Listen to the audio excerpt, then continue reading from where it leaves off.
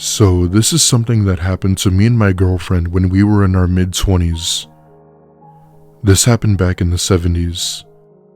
My girlfriend, now my wife, and I had just gotten out of a showing of the cult classic film of the Rocky Horror Picture Show. It was premiere night and everyone and their grandma had went to go see it, so there were a lot of people there.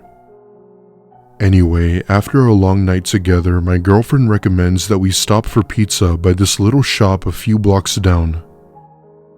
She apparently ate there with her sister once and made it seem like it was the best pizza there ever was. After we had eaten, she says that we should walk down by Anderson Street to just have some time to ourselves.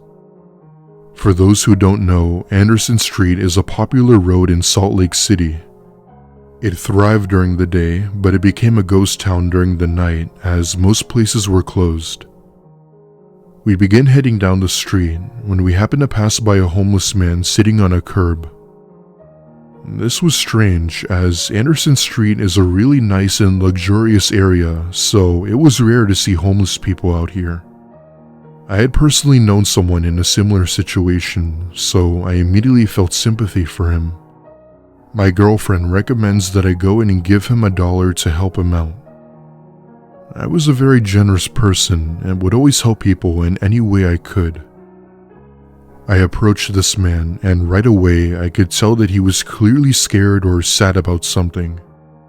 He had been talking to himself and was sort of rocking back and forth, slurring his words. Not thinking anything of it, I tap his shoulder and hand him a $5 bill.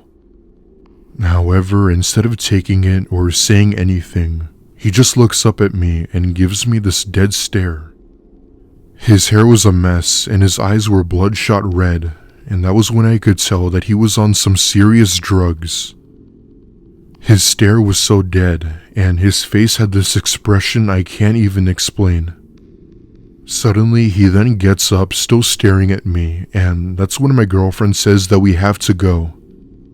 I give him a nod, and that's when he grabs my arm and pulls out a knife from his back pocket and starts to swing it at me. I'm trying to get him to let go, but his grip was too strong for me to pull away. At one point, he eventually succeeds and slashes me on my hand, and that's when my girlfriend tries to pull him away to make him let go of me. He then starts yelling that he's going to kill us and how we were so petty trying to offer him money. Thankfully, my girlfriend managed to jab him with her car keys, and that thankfully made him let go. We took that chance to book it down the road back to our car. The man for some reason didn't chase us, but I'll never forget the look he gave us as we ran down the street. It was a look of anger and hate as he stared us down, as if he thought this wasn't over and he would somehow come back for us. My girlfriend drove me to the hospital that night, and I had to get stitches for the wound. The man who slashed me was never found, even after giving police the exact location of where we saw him. There was an open investigation for about a week before closing it, when no trace of this man was ever found. I still thank my wife till this day for being there when it happened. I'll be honest, if she hadn't been there with me, I don't think I would be writing this by now. The thought that this man had attempted to murder me will always haunt me till this day. And that's a very, very scary thing to know.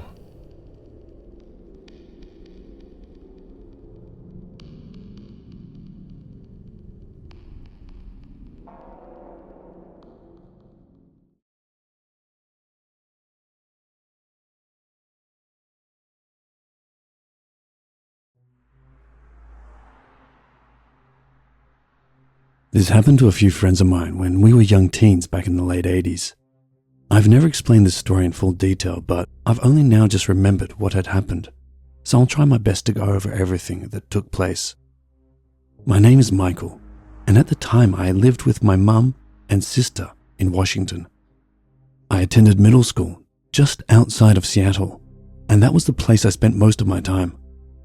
I mostly hung out with friends and would even sometimes stay after school to just chill out or catch up on homework. Anyway, this took place in the fall of '88, and it's by far the most terrifying and stressful situation either of my friends and I have ever been in.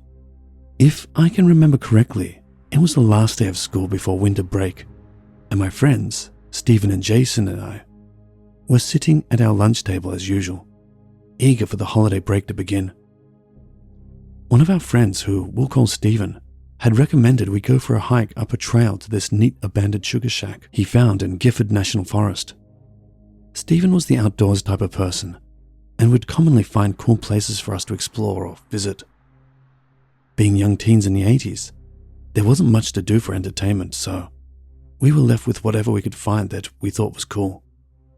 We had made a plan to meet at Stephen's house that night at around 7, and that we'd take our bikes to the location. Anyway, that night, I told my mum the old saying that I'm sleeping over at so-and-so's house and that I'd be back in the morning.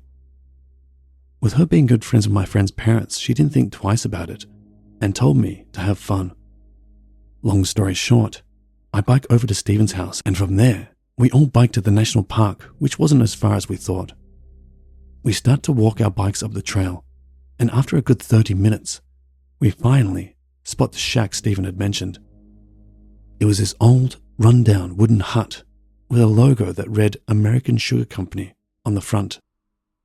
American Sugar Company was an old sugar company that went out of business in the 40s, and I guess they had operated several of these shacks around the US. Why they installed a shack in the middle of the woods, I don't know, but we didn't seem to care all that much.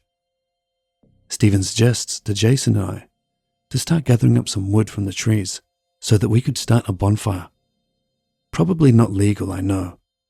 Anyway, we gather some wood and light up a fire to warm ourselves up as temperatures were dropping like crazy.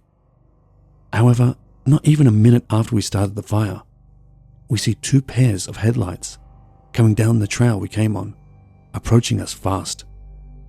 We instantly assumed that it had to have been the cops and that they probably saw the fire we had started. Not knowing what else to do, we kind of just accept that we were probably busted and waited for this vehicle to arrive. As this vehicle made its appearance, however, we could tell that it was anything but a police car. Approaching us slowly was a white, unmarked van that parked just a few feet away from us. The doors open, and we all see these 2 guys come out dressed in all black. One of the men approaches us and says the following: "Hi there. We're police officers. You've trespassed on private property. You're going to have to come with us." He then proceeds to pull out a crumpled up piece of paper to show us proof of identification or something. We may have been young, but we sure as hell weren't stupid by any means. I was all too aware of the whole stranger danger thing, and I could tell that these guys were clearly not police officers. I could tell that both Stephen and Jason thought the same thing I had thought, and Stephen signs to us that we had to run.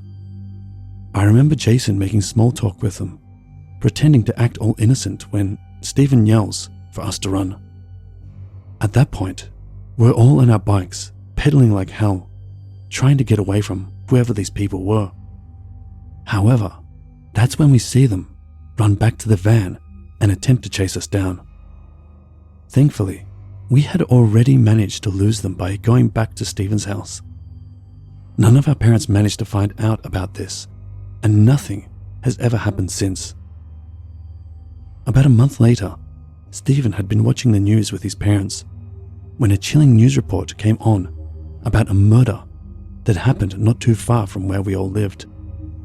When the police had shown who they suspected, he almost puked.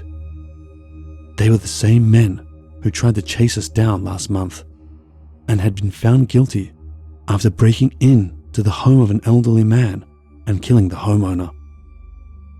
Till this day, we're still thankful that we knew better in that situation and that we're still alive and well. I'm still in contact with Jason, but not Stephen, unfortunately, and I'll always have a horror story to tell about how my friends and I were almost potentially killed that night.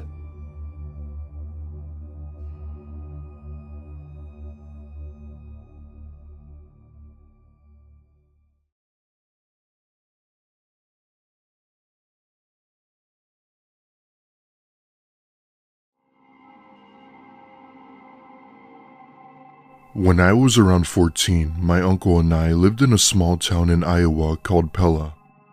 It's a very small town in the Midwest with a population of around 10,000 people.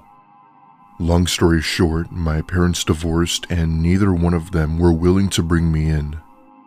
Therefore, I had to live with my uncle for a good while. The people of the town were nice, and despite its small population, I was still able to make a few friends who I developed very close connections with. This happened during the month of October of 1998. One night, I had been watching a movie with my uncle when one of my friends called the home phone asking if I wanted to go bike riding. I was hesitant at first, as it was already around 7 and I had to get up early for school the next day. However, my friends, being the convincers that they were, practically begged me to go with them. After trying to get me to go with them several times, I had to agree in the end just so they could get their way. I tell my uncle that I'm biking over to so-and-so's house where he gives the okay, but to be back by 9. Anyway, I go over and meet my two friends, Jason and Daniel. Jason mentions how we should bike down this long road by the local cornfield on Maple Street. It wasn't too far and everyone liked the idea, and with that, we headed down to the cornfield. The cornfield is massive with a long stretch of road which gave us the opportunity to go as fast as we wanted. At this point, it's around 8 p.m. and we're flying through the road on our bikes when we all see something up ahead beside the cornfield. It was big and in gray with what appeared to be a light on it. Jason tells us to follow him, and as we get closer, we realize it's an unmarked van parked on the side of the road. The strange thing was that it appeared to be abandoned as we didn't see anyone inside and its headlights were still on. Jason and Daniel jokingly dare me to open the back doors and check if anyone was in there. I told them no, and that's when they scolded me, telling me that I'm no fun, that I'm a pussy, all those typical insults kids would say to each other.